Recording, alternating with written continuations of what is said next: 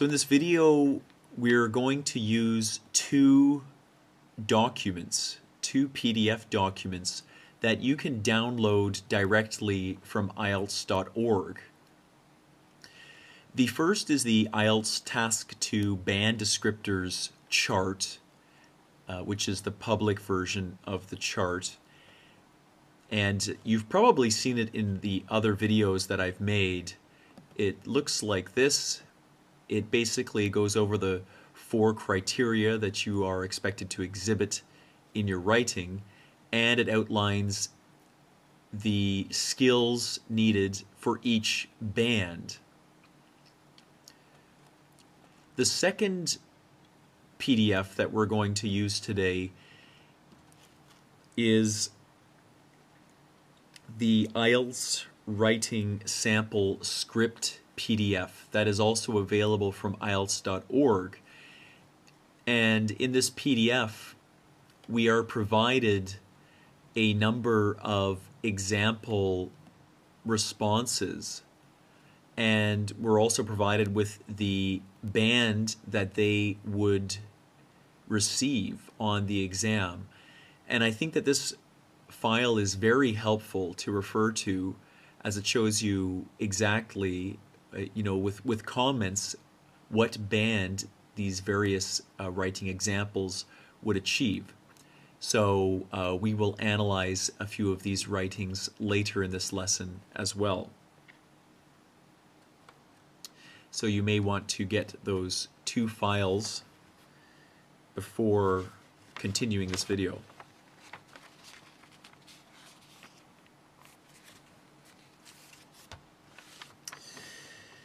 So as you know, your IELTS examiner is going to be marking your writing based on 4 criteria.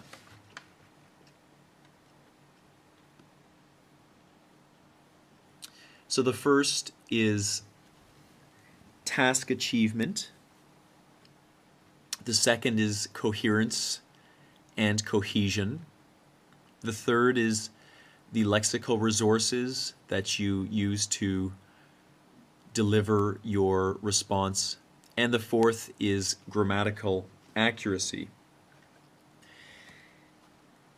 And in this video, I would like to go through each criterion and illustrate what you need to do to raise your score from a 6 to a 7 or from a 7 to an 8. So if we start with task achievement, now if you look at your band descriptors chart, you will notice a couple of things that the chart makes clear. So firstly, one of those things is that 6, 7, and 8 band scores all fully address all parts of the task. So fully address all parts of the task. Now this is one thing that is common between the 3 different bands. So if you're wondering, well, what distinguishes writing between a band 5 and a band 6, one of the key things in the task achievement portion of the mark is that a band 6 or above will fully address all of the of what is being asked of the student in the question. So if you were to look at a student that received a 5 on their examination, typically they had not performed in a manner that fulfilled what their question was asking. So this is one thing that's common between 6, 7, and 8. This is the level that distinguishes responses that completely address the parts of the question. Okay, now let's go over some things that are different between a band 6, a band 7, and a band 8. So to begin, a band 6 presents evidence, but conclusions may be unclear. So by evidence, we're talking about examples that sort of support or help to prove a point. So a student writing at a band 6, they may provide some sort of example, but the problem is that the examiner might not be completely clear on what the relevance is of the example. Okay? So the student might have shared an example, but it's not completely clear perhaps what that example shows. So what is the conclusion that can be drawn from this example? Now in a band 7, examples are also presented. So 7 presents evidence and comes to conclusions, but evidence may lack focus. And that's the key thing here that would distinguish this from a higher band, like a band 8. So a band 7 student would be providing an example, and perhaps the conclusion would be clear. So there is a relevant link between these two things. But the problem is that perhaps the evidence is not particularly focused. And so what does focused mean? Well, this is referring to the ability of the person reading the essay to see how the example links to real life. So a student that gives an example that is very general or very broad, this would be a student that is providing an example that lacks focus. And this is exactly why I always encourage students, when you write your essay, use an example from real life. Share the name of a person, or share the name Bill Gates, share the name Michael Jackson, share the name Barack Obama, share a real tangible thing or person. Share the name of a company, share the name of a country, share something that people can relate to. Don't just say many countries. That's not a good example. Many countries is not specific. This lacks focus. Don't just say famous people or another broad category for something. Be specific. If you're specific, then your evidence will be much more focused. And focused evidence is at the basis of a strong argument. So overall, if you're able to do this, this will help to strengthen the the point that you're trying to make. So be specific. Okay, now what is different between Band 7 and Band 8 in the area of task achievement? So Band 8 writers present well-developed response with relevant supporting ideas. So if you're looking at your band descriptors chart, you will notice this, that Band 8 is defined by being able to provide a well-developed response and being able to provide relevant supporting ideas. And these ideas, like we said before, would be focused. So if you're thinking, what's the difference between the student that gets a Band 8 in the task achievement part of their mark and a student that gets a Band 7, these are students that know that they're going to share a very specific example, and they're going to show exactly how that example proves a point. So now let me clarify everything a little bit further by providing you with example of 6, 7, and 8 writing. So if a 6 student were writing their example, they might write something like this. For instance, the number of cars being used today causes pollution problems. Okay? So now here we have an example, and this example, of course, this would appear in the supporting sentence, in the supporting paragraph of our essay, and this would be an example that we're using to prove another point. Now what you can see in the example is that it's quite general. We're talking about, we're talking about cars, we're talking about pollution problems. We're not really referring to any specific area at all. So this is quite a general example that we're sharing. It's not particularly specific. Now at a band 7, the student might have written something like this. For instance, there are too many cars on the roads in big cities, and this causes pollution problems. Okay, so now we can see a little bit more where the student is going with this example.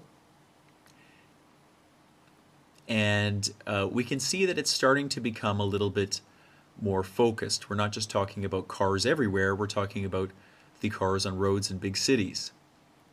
Now the problem is that this example is still not very specific. A much stronger example would be if we could actually share perhaps the name of a place that is already experiencing pollution problems as a result of cars. So do you see how that would strengthen the argument? If we actually shared the name of a city that is really having problems with pollution at the moment, well, it's very difficult to counter-argue this because we're illustrating how this is already, a problem that is sort of growing at the moment, or that it exists at the moment. So it's not just something kind of general that we pulled out of the air. It's something a little bit more specific. So watch what would occur at an 8 level. Someone would probably write something like, for instance, big cities like Shanghai experience major pollution problems due to their high volume of traffic.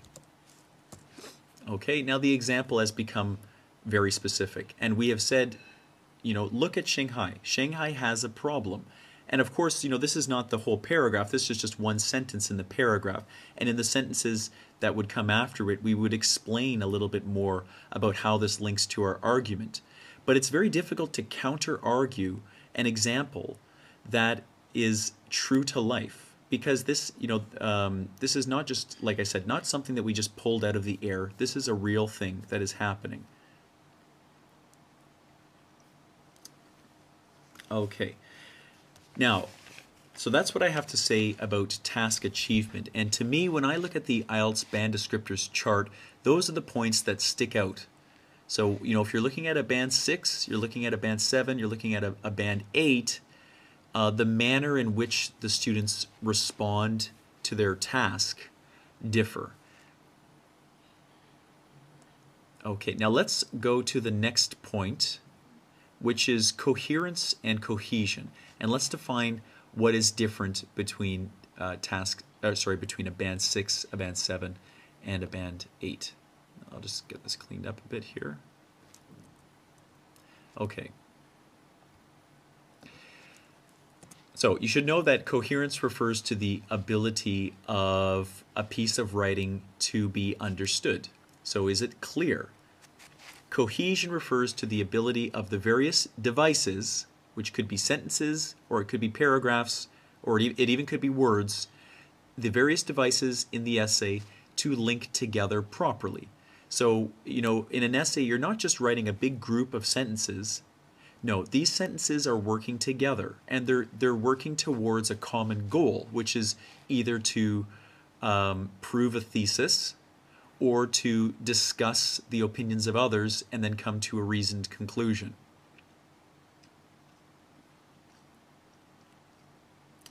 So now, what is something that's common between 6, 7, and 8 band writing in the coherence and cohesion portion of the mark? Well, 6, 7, and 8 band writing, all parts of the writing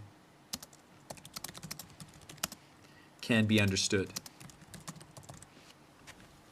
Okay, so if you're wondering, well, I mean, what's the difference between a band 5 and a band 6? If you look at a band 5 writing, there will be parts in the essay that the reader will not understand. They don't know what the student is talking about. And if you refer to some of the essays that we looked at together in that contest that I held on my blog, you'll notice that the ones that scored in the 5 or below, there are parts of the essay that you just don't understand. You don't know what the writer is saying. So that's a very key difference between, essays that score 5 and below and essays that score 6 and above, is that essays scoring 6 and above can be understood. Now that doesn't mean that the ease of understanding a band 6 and a band 8 are the same. Of course not. Of course, when you're reading a band 6, you might have to think a little bit more to understand what they're trying to say, but the bottom line is that you can as a native English speaker understand what it is that they are writing. So 6, 7, and 8 band for coherence and cohesion can be understood in all parts of the essay.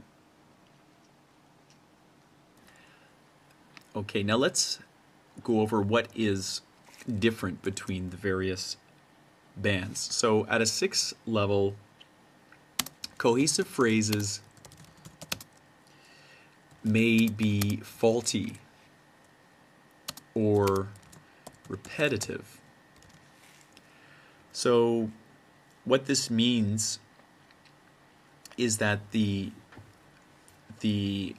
linking phrases that the student uses to tie their sentences together may not be used very accurately. So what I'm talking about are the phrases like because of this, as a result, on the other hand. Another point may be, for example, firstly, secondly. All of these sorts of phrases, if there is some error in the way that the student is using them, or they use the same phrase over and over, this would be characteristic of a band 6 student.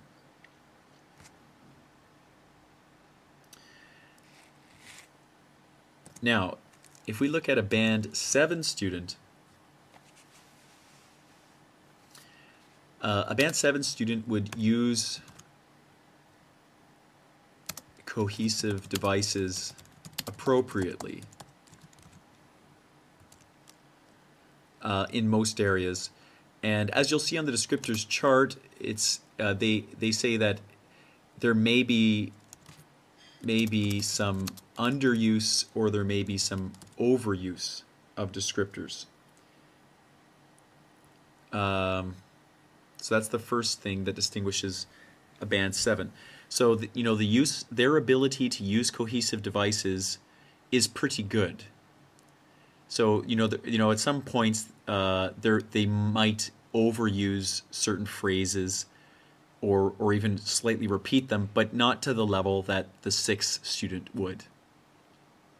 We will actually look at an example essay in a few minutes, and I think you will see that there is a bit of repetition at the 7 level. That's okay, but it can't be excessive.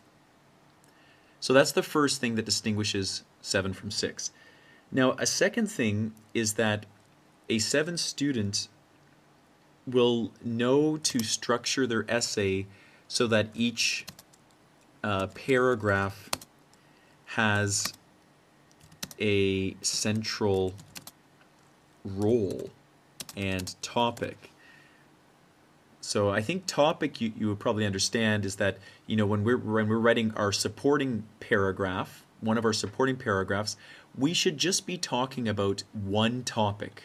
We shouldn't be talking about 2 or 3 separate topics and trying to discuss them all at the same time. No, there should be one paragraph for each topic that we bring up. Now, what is meant by the word role? So role refers to the ability of a paragraph to carry out a job. So for example, when you write your essay, you're not going to start your essay with an example, or you're not going to start your essay with a a conclusion. Each paragraph has a certain job that it has to carry out. So you have an introduction paragraph, then you have supporting paragraphs. And if you're writing a discussion essay, you might be providing an alternative point of view in one paragraph. Then your last paragraph, you're providing a conclusion. So the 7-level student will know to break apart these various jobs into different paragraphs. Okay, so when you look at, for example, a 5 or a 6, there might be certain parts of their writing that are either broken up into too many paragraphs, or they are grouped together into, a paragraph that tries to do more than one role, which is incorrect. So we're going to see an essay in a minute that scores a 6 on the a 6 band on the exam, and the introduction is split into 2 paragraphs. And so of course this is a mistake. I mean, we don't need 2 paragraphs to introduce our essay. No, we just need 1. Okay, so that's another thing that distinguishes 7 from a 6. Now, band 8. So all cohesion is used appropriately. There are no mistakes. And paragraph structure is sound. And maybe if sound's a new word for you, just means it is without any problems. Okay, very similar to band 7, except that the level of cohesion is higher. And also, I'll just point out that the coherence, the ability of the reader to understand, is much. It's much easier for the reader to understand what the student is writing. So a native English speaker, when they read a student at an 8 level, there is very little work that they have to do to understand what the student is trying to say. And that's different than at the 6th level, where the reader might have to think and might have to, in their mind, reword what the student has written to understand.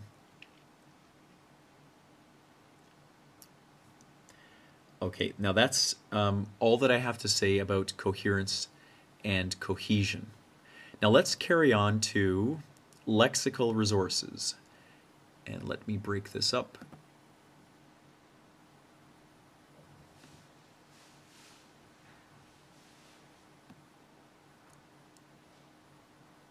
Okay, lexical resources. So lexical resources refers to the words, phrases, and wordings that the student uses on their exam. So what's common between 6, 7, and 8? Well, let's start with that. So 6, 7, and 8 writing all use contextual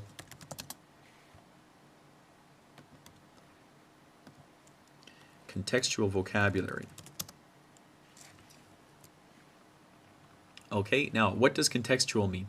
Contextual refers to words that are relevant for the topic.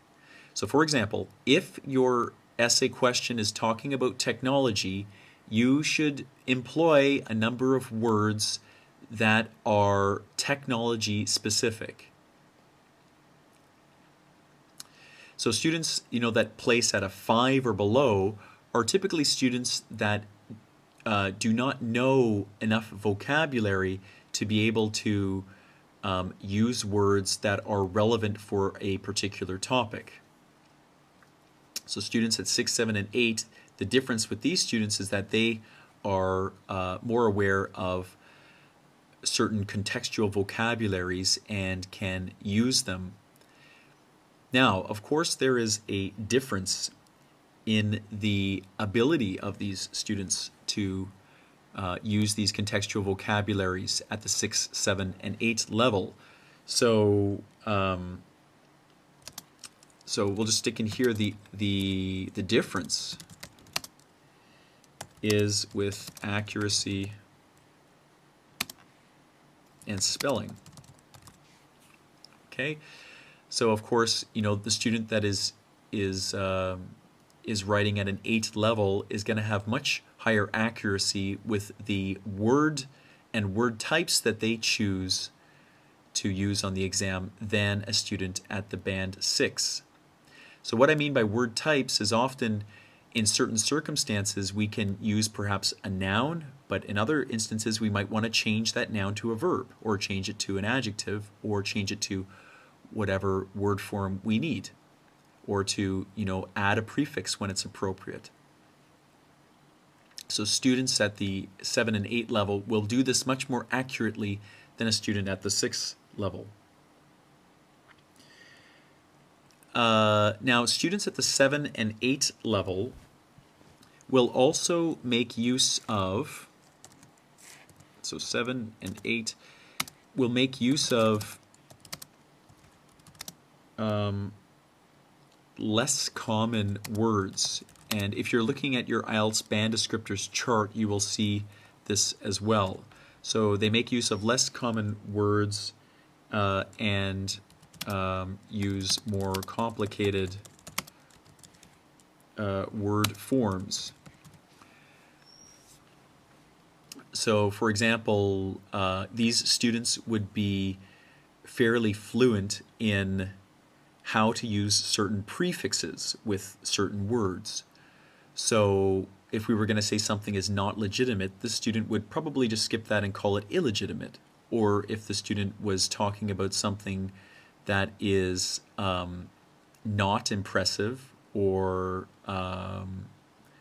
whatever, they would know enough just to call it, you know, it's an unimpressive event or whatever the topic is that they're talking about. Okay, so these are students that are more fluent and able to change the forms of words than at the 6th level.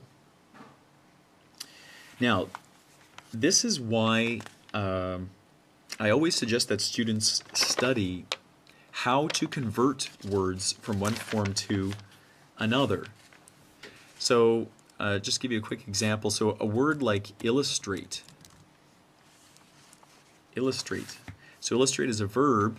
Now, if we wanted to say that, you know, such and such a point illustrates, okay, so let's just say that, so this point illustrates, and then whatever. Now, in some circumstances, it might actually be, it might sound nicer for us to change the wording a little bit. So we might say something like the illustration this point makes, you know, is relevant because, and then we go on like that. Or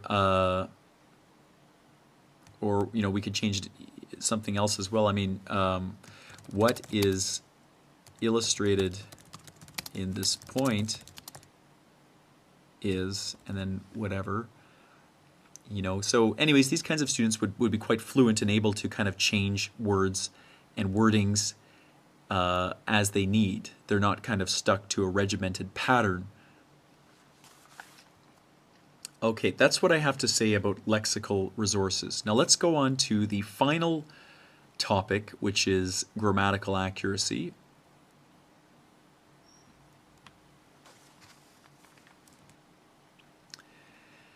So the first thing that probably pops out at you when you look at your IELTS band descriptors chart and you look at the grammatical accuracy column is the phrase complex sentence and complex sentence structure. Often I think students make one of two mistakes when they look at this phrase and they try to interpret it. A lot of students think that when the IELTS band descriptors chart says complex sentence structures, that it is referring to the traditional definition of a complex sentence. So basically, they think that this means you are supposed to use an independent clause with a dependent clause, and that this will, you know, magically increase your grammatical accuracy mark. That's incorrect.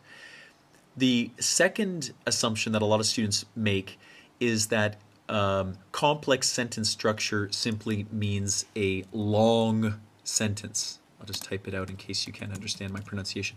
Long sentence. And that is also incorrect. The complex sentence structure does not just mean you have to be writing in long sentences to score well. So if you look at the band 6, so let me just quote for us directly what it says under band 6. It says the student uses a mix of simple and complex structures. That's what the band 6 says. The band 7 says student uses a variety of complex structures. Okay, so now again, what does this mean? This does not mean, they're not talking about a simple sentence versus a complex sentence, and they're not just talking about a long sentence. They're talking about the ability of the student to logically link ideas together with grammatical accuracy. So this doesn't necessarily mean that you have to be writing a very long sentence, but it does mean that your idea has to be able to be understood by the reader and in a manner that presents no grammatical errors. So let me give you a quick definition of what this portion of the IELTS band descriptors chart means. So this is it's talking about the ability of the student to logically link ideas together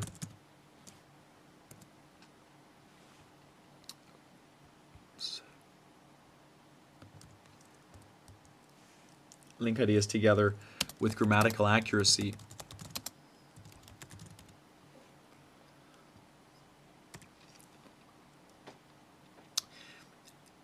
Now, this does not have to be done with very long, elaborate sentences.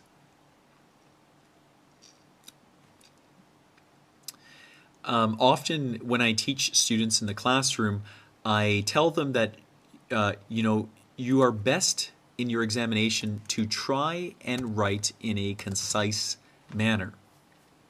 So what does concise mean? Concise means to be very specific, be very to the point, and not to use extremely long wordings to deliver what it is you want to say. So in a nutshell, concise just means short and specific. Now, I tell students to write concisely for two reasons. The first reason is that writing concisely is considered stylistically attractive. Okay, so if you write your sentences short and to the point, in English this is considered a good thing. Now, I remember when I was in Dubai, I had students that told me when you write Arabic, you are expected to write long and elaborate poetic phrases to deliver your point, and that this is considered stylistically attractive.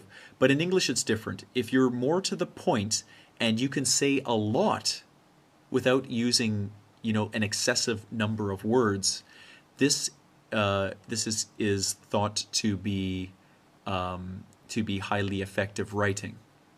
So being concise is stylistically attractive in English. The second reason I recommend students write concisely is because it reduces the chance of grammatical error.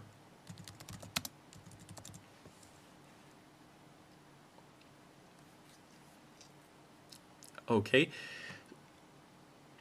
So if you're writing a sentence that is, 20 words long, and you're doing this because you think it's going to increase your grammar mark, well, that's just ridiculous. It's not. What's going to happen is you're going to make a mistake, some grammatical mistake within those 20 words that could have been avoided had you written perhaps 2 sentences or just shorten the sentence, as much as you can.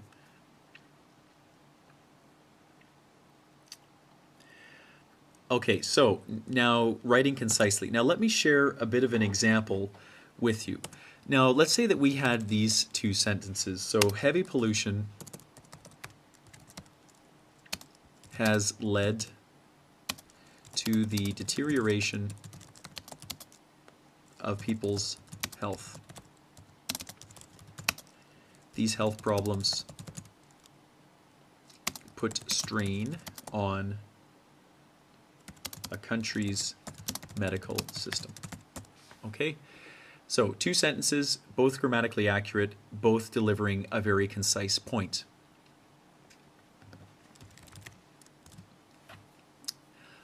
Okay.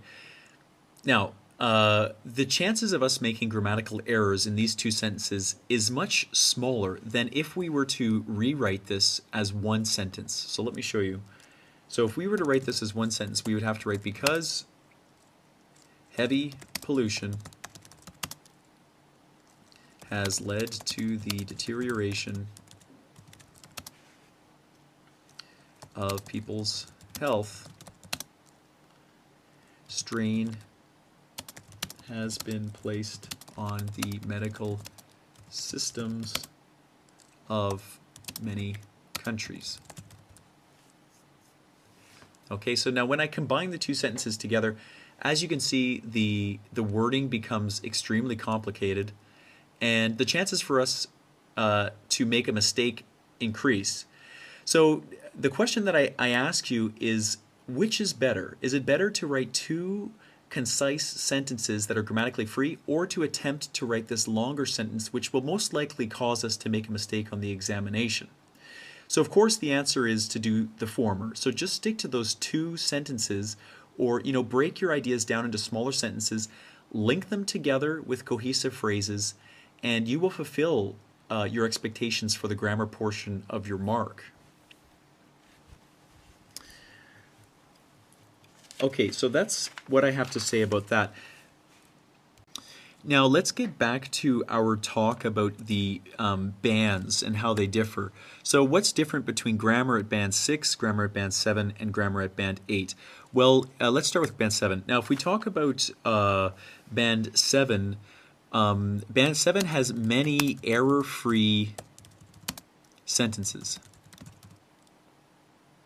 Okay, so basically if you're writing at a band 7, many of the sentences that you're including, let's say about 50%, are without any grammatical error, which means that when your examiner reads through it, there is no pause, that they don't have to take pause and to comment on some small issue that you've included in your writing. Now this is different than at band 6, where perhaps you might have a couple of error-free sentences, but definitely not 50%. When you get to the band 8, this is a majority of error-free sentences.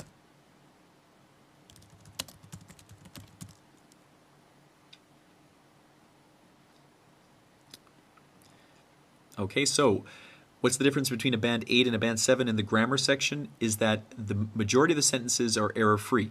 Now, as we pointed out before, if you're writing, shorter, concise sentences, your chances of making errors is reduced, which means that your chances of scoring an 8 increase, because you will have more sentences that are without error. Okay, now I want to share with you the most common grammatical errors that I see as an IELTS instructor. So the first error that I see all the time is with plurals. So students that write things like many of the person show signs of early cancer development. Okay, I see errors like this every single day. Silly, silly mistakes. Not many of the person, many people. And of course, this would be marked. If you were to write the sentence, many of the person, of course you will be marked with having one sentence with one grammatical error. Verb tenses are also, of course, an area where many mistakes are made. For example, President Obama has visited on the 3rd of March 2010. So we're talking about a specific point in the past, which means that we can't use present perfect. Obama visited on March 2010. Verb tenses, very common area for mistakes. Next, parallelism. So what does parallelism mean? Parallelism is using common grammatical structures at the same points in certain areas of a sentence. So let me share an example to illustrate. If I said, for example, Harvard University seeks students skilled with the abilities of critical thinking, self-discipline, and naturally smart. Okay, take a look at that sentence and see if you can figure out what the error would be. For example, Harvard University seeks students skilled with the abilities of critical thinking, self-discipline, and naturally smart. So, of course, we have a very small list here. The first and second things are nouns. The third thing is an adjective, and we can't have it like this.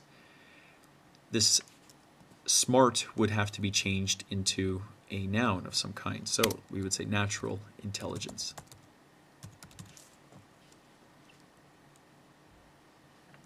Okay, parallelism. Another error I often see is to do with punctuation, and I'd say that the most common error for punctuation is either students using too many commas,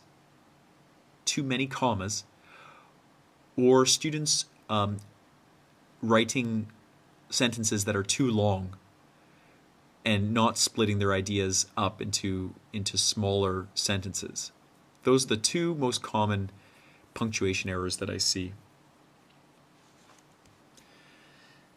Okay, now let's look at the second PDF I was telling you about at the beginning of the lesson, which is, let me double check the title here. Okay, it's entitled The Sample Candidate Writing Scripts and Examiner's Comments. Now I'll see if I can make this a little bit bigger so that you can see it clearly.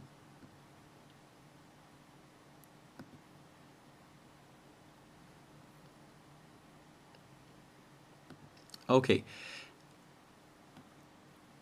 Let's just zoom in here a little bit. Okay, now this first essay that we're going to read together, and I'm not sure if you can see it clearly. You might just have to listen to me read it. So this is a student that scored a band 6. And before we read it, I would like you to watch for these errors that we talked about before earlier in today's lesson. So the first thing is that you will see that their introduction is not one paragraph, but it's been split into 2 separate paragraphs. The second thing is that there are many grammatical errors and awkward wordings, and these awkward wordings make it a little bit difficult for us to understand what the student is saying. The third thing is that some of the cohesive devices, which are the linking words between sentences, are not used properly. Those are the 3 things that pop out to me when I read this essay, and I believe they are the 3 main things why this student scores at a 6 level. So from the beginning it reads, the transport has been one of the most important problems for the last 2 centuries. Now you can already see this. I don't know why the student writes a capital T for 2. I don't know why they use the before transport, and why didn't they just use transportation? Anyway, let's continue. The problem began with the development and the growing of the cities. Again, we just talked about parallelism, didn't we? Now look here. This student has development, which is a noun, and the growing, which well, they should have the growth of the cities. Anyways, parallelism problem there. Before the 8th century, the people lived in small villages or towns, spelling mistake, and did not have necessity too far. The people did not worry about the time to arrive in somewhere. So as you can see, this first paragraph, or these first two paragraphs, are the introduction, and we're still a little bit unclear what the student is really trying to argue here. I think we understand what they mean, but we just don't know particularly what they are arguing. So that's obvious. That's an obvious indicator that this is a 6th student. Nowadays, the situation changed. Many cars on the streets and many people need to go to any place. The numbers of car has increased, and as a result, there are many problems. Pollution, noise, car accident, insufficient car park, and petroleum problems. So this paragraph is just full of grammatical errors, missing plurals. Yeah, I'm very surprised the student actually scored a 6. On the other hand, people use car to go anywhere, to work, to travel, to spend holiday, and to amusement. Meanwhile, the car is important. The cities must have another solution. It is important to organize its using and to meet alternative ways. Okay, so now do you remember at the beginning of today's lesson we talked about examples? And here we can see the student is being very general. They're talking about, people going to work, to travel, to spend holidays, to amusement. These are all kind of general examples, nothing too specific. In the big cities, there are some alternatives like undergrounds, coach, train, and bicycles. In China and Cuba, for example, there use a lot of bicycles for substituting the cars and coaches. Okay, again, we know what they're talking about, but many grammatical errors. It would be better to think about others, different kinds of transport. In Brazil, the government has talked about transport on the rivers. In this country, there are many rivers where it is possible to go to different places. In general, they are flat rivers. And again, we understand what the student is saying. The problem is we don't really know what they're trying to argue there. Another kind of transport is car that uses solar energy. So again, look at the lexical resources the student talks about here. We wouldn't say it like this. We would say there is a solar-powered car. So if you were a band 7 or a band 8, you would know enough to write solar-powered car, not car that uses solar energy. Probably they don't have pollution problems, and it is cheaper than more grammatical errors. In conclusion, the transport, why is there a capital T here? I have no idea. The transport is a social, I don't know what that says, in big cities, but its pollution depends on new technologies, other kinds of energy, and political aspects. So as you can imagine, the student scored a 6, and the examiner provides some comments. The comments are very similar to the comments that I have also noted. So if you want, you can download this file and read it for yourself. Now let's look at a band 7 student very quickly. So band 7 student. Nuclear power is an alternative source of energy which is carefully being evaluated during these times of energy problems. During these years, we can say that we have energy problems, but in more or less 50 years, we will be facing an energy crisis. Okay, so already we can see the paragraph is much cleaner. It is to the point. Now, like we were saying before, we can already see a little bit of repetition in this student's writing. So I think they used the word during 2 times in 2 sentences. It's not a big problem, but it's something that you would not see at the 8 level. Nuclear power is an alternative source of energy, and unlike other sources such as solar energy, nuclear power is highly effective for industrial purposes. If it is handled correctly, there really is no danger for the public. It is cheap, there is no threat of pollution, and best of all, it is limitless. It is difficult to think about nuclear power as a good source of energy for people in general. This is due to the use it has been given since its birth during the Second World War. It is expressed as military power, and in fact, at the moment, nuclear power is limited to the few hands who consider themselves world powers. Okay, so again, we can sort of understand what the student is talking about. Repetition, it is. You know, again, we would not see this at the 8 level. When and if there is a change of ideology regarding the correct use of nuclear power, then we may all benefit from the advantages nuclear power can give us. If we outweigh the advantages and disadvantages of nuclear technology, we then have the following. As stated before, the advantages are that there is limitless supply, it is cheap, it is effective for industrial purposes, and still there are many benefits which have not yet been discovered.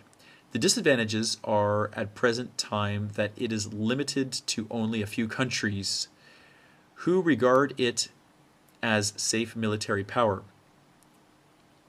Also, if mishandled, there is a risk for the population around the plant to undergo contamination, as we all know happened in Chernobyl. If these disadvantages can be overcome, then it is clear that nuclear energy can give us more benefits than problems.